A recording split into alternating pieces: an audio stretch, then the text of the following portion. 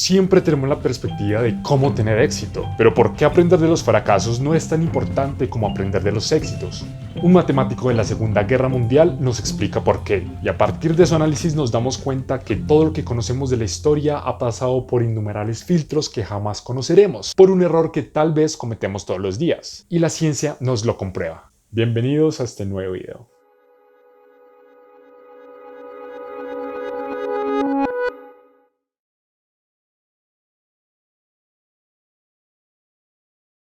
Bueno, esto pasa por algo llamado sesgo de supervivencia, el cual es una tendencia de sacar conclusiones basadas en cosas que han sobrevivido o que han permanecido durante mucho tiempo. Esto es un sesgo cognitivo y es una forma de sesgo de selección. Wow, pero vamos más lento. ¿Cómo así? La mayoría de castillos están hechos de piedra. Versus la mayoría de castillos estaban hechos de madera, pero no eran tan sólidos durante el tiempo, ni seguros para ser principal base de una construcción de castillos. Y es que muchos, seguramente por humedad de la lluvia, por el ambiente, no resistieron y colapsaron, además de que el calor también hubiera inferido para que se incendiaran hasta calcinarse. Y es que en el pasado había más castillos de madera que de piedra, solo que las de madera no sobrevivieron hasta el presente. Muchas veces nos basamos como evidencia en lo que percibimos en el presente. A ver. Otro ejemplo.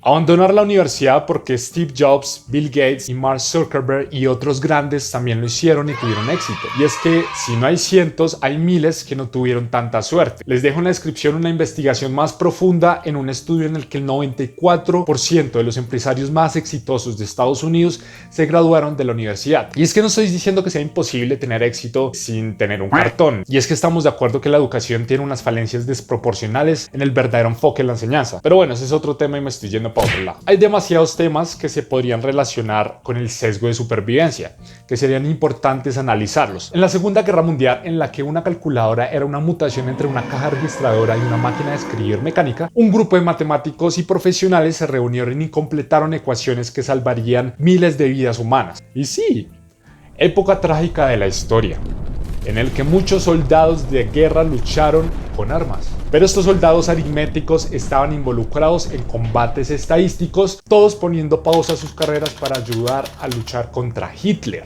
Y no lucharon con arma y fuerza física, sino con enteros y exponencial. Este grupo de matemáticas hacían parte del panel de matemáticas aplicadas, pero operadas en un departamento de matemáticas de guerra. Fueron un grupo de genios reunidos por petición de la Casa Blanca.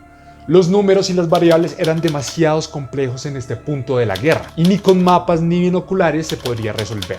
Y es que los militares se dieron cuenta que enfrentaban problemas que ningún soldado había enfrentado antes. Pero para que se hagan la idea, la logística de esto funcionaba así. Dentro de la vasta maquinaria de la guerra, un comandante que tendría un problema, tendría que enviar una solicitud al jefe del panel de matemáticas aplicadas, que a su vez luego asignaría la tarea al grupo el que creía que podía resolver el problema, así como un soporte técnico, literal. Por ejemplo, la Armada necesitaba desesperadamente predecir la trayectoria de los torpedos para lanzar contra las grandes naves enemigas. El señor William Thomson, más conocido como Lord Kelvin, fue asignado para esta labor. Y cuando supo, él les dijo: señores, y es que esos cálculos yo ya los había hecho hace algunos años usando transformadas de las hendiduras, o más conocidas las wavelets. Yo hubiera dicho: señor, o sea, alguien que tiene vida normal no debería saber eso. Y basta que este señor Kelvin tenía que soportar con su existencia. En pocas palabras, este señor les dijo: no va a soportar su ignorancia.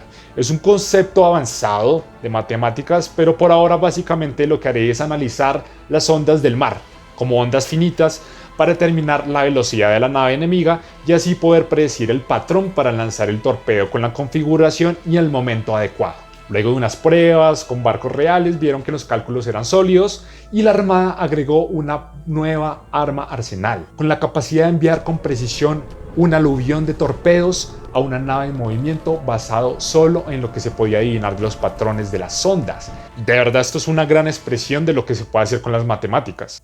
Otra aplicación en medio de tanta violencia también se puede usar para salvar vidas, y aquí es cuando entra nuestro autor del sesgo de supervivencia.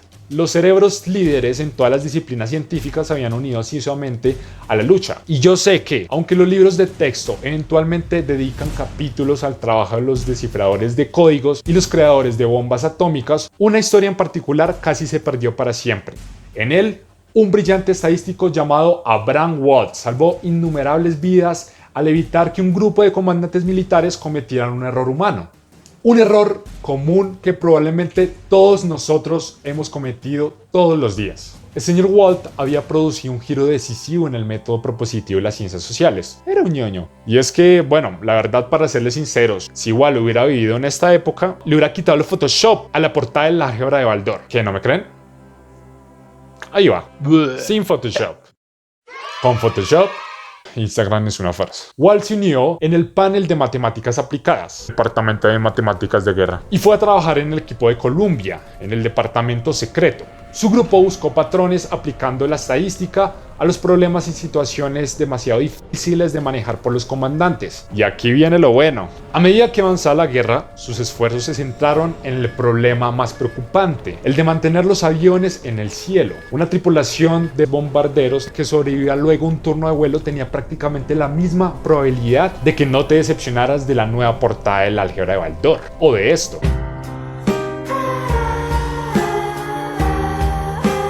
Y es que por eso me encanta este tema, porque es una gran expresión de la ciencia aplicada a la vida cotidiana, porque es que la ciencia la respiramos todos los días.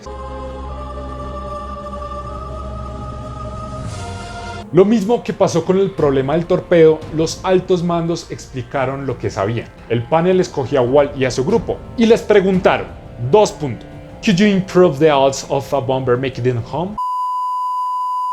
Ok, vamos otra vez. ¿Podrías mejorar las probabilidades de que un bombardero llegue a casa? Los ingenieros militares explicaron al estadístico que ya sabían que los bombarderos necesitaban más armadura, pero pues la idea no era blindar los aviones como tanques de guerra porque pues nunca iban a despegar. Los comandantes operativos pidieron ayuda para determinar los mejores lugares para agregar esta protección adicional.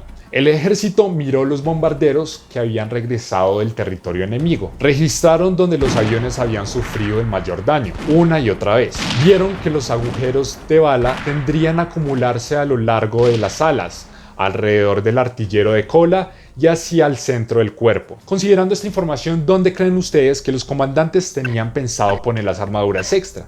Te doy 5 segundos.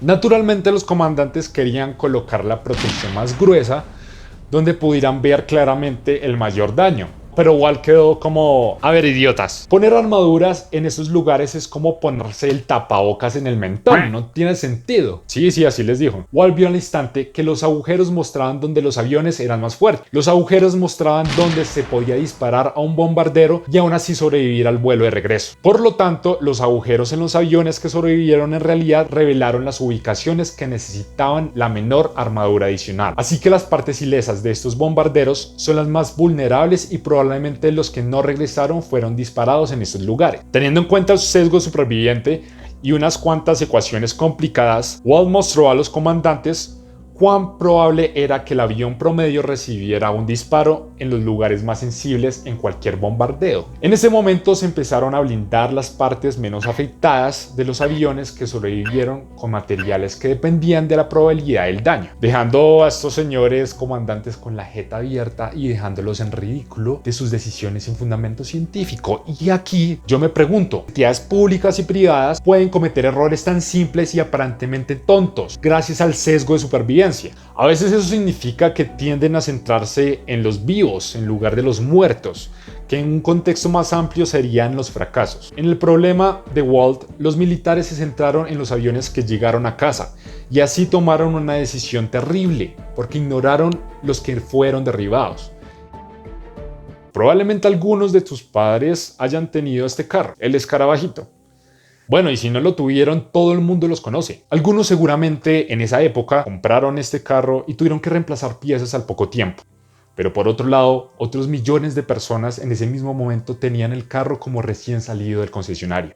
Volkswagen tendría miles de modelos que sobrevivieron en números suficientemente grandes para convertirse en clásicos icónicos. Pero estoy tan seguro que Trump tiene peluquín y que Kim Kardashian representa el 10% de carne humana, que cientos de millones de diseños de mierda y millones de cadáveres de automóviles en depósitos de chatarra de todo el mundo superan el número de sobrevivientes populares. Mucha gente dice que los autos de los años 50, 60 son más confiables, otros dicen lo contrario, pero los ejemplos que refutan tales suposiciones se están perdiendo de vista. Lo mismo pasa con los Bombardier. El escarabajo sobrevivió y se convirtió en uno de los representantes de los autos de la época del 1960, porque permanecen visibles, y los otros modelos de mierda mal diseñados se fueron al carajo, tal como los bombarderos que no sobrevivieron. Walt, al igual que muchos científicos, unieron fuerzas para luchar contra Hitler con números. Walt pasó a la historia no por su trabajo con los bombarderos, sino por el inventor de análisis secuencial, bueno, que eso es otro tema, después de salvar la vida de millones de personas que nunca conocería. Él y su esposa murieron en un avión que se estrelló contra las laderas de la montaña Nilgiri en India. Pero lo importante fueron sus contribuciones a la ciencia, son los que sobreviven a su tiempo. Sí, la ciencia se usó para matar muchas personas. No todos los casos se usaron para este fin. No caigas en ese sesgo de superviviente. La ciencia salvó al mundo y luego de una guerra la volvió a reconstruir usando herramientas de sabiduría. Estas y tantas historias que no sobrevivieron, como sí lo hizo el impacto de la ciencia de la bomba nuclear. Todo lo que se sabe en el pasado pasó por millones de filtros. Fueron a su vez descartando información muy interesante. Todo lo que sabemos de la historia lo aprendemos de las historias que por alguna razón sobrevivían.